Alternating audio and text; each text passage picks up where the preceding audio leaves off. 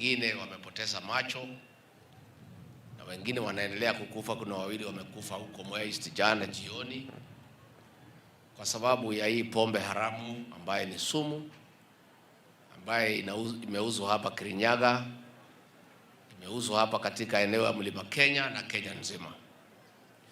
I want to say, as a leader, particularly from this region, my heart aches, my heart bleeds in shame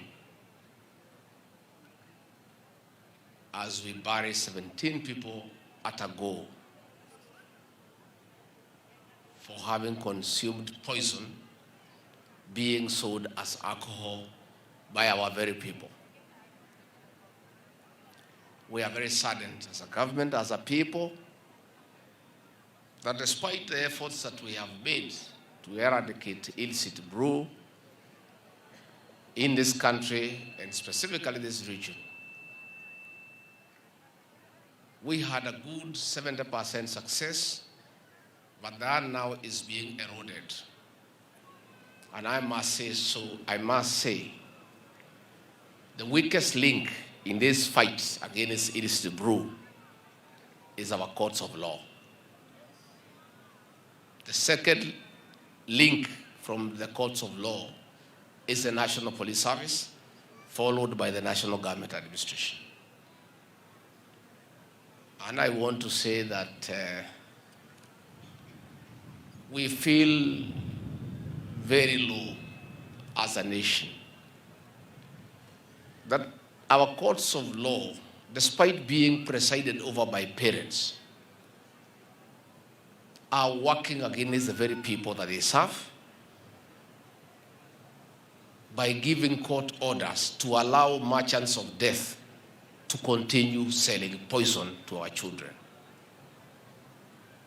I want to say, these people who are selling this poison, we now want to call them and treat them as merchants of death, and we will deal with them as merchants of death.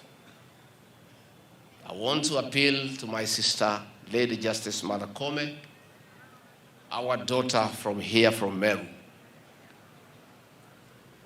to talk to the judges and the magistrates and request them not to allow more deaths in this country. This man who sold this poison has been arrested and arraigned before court for a record 16 times. He is given fines that are mockery of justice. And he continued to sell this product. And this is the result that we have here today.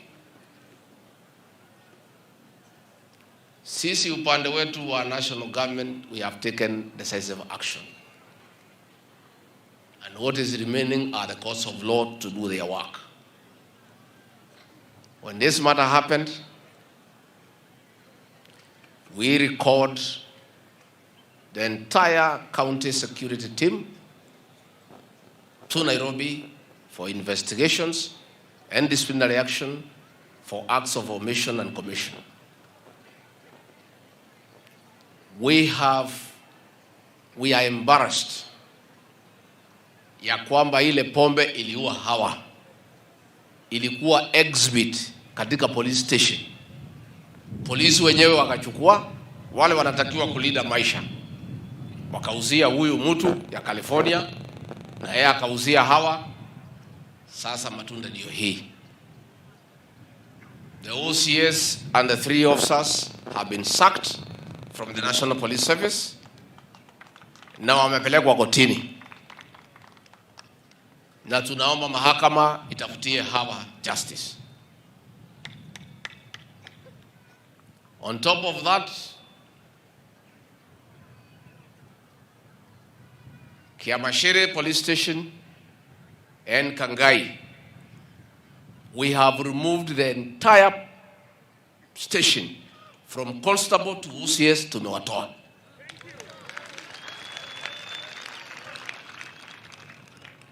And I want to say nikiwa hapa Kirinyaga, President William Ruto amenituma na rabirabi zake akiwa na huzuni sana.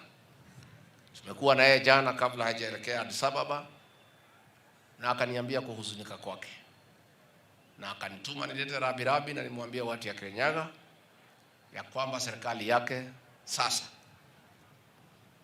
imetangaza vita kali dhidi ya wale wote wanahusika, wakuwe ofisa tawala, wakuwe police, wakuwe merchants of death, anybody involved in this space of killing our people. Tutapambana na nyinyi sasa head on.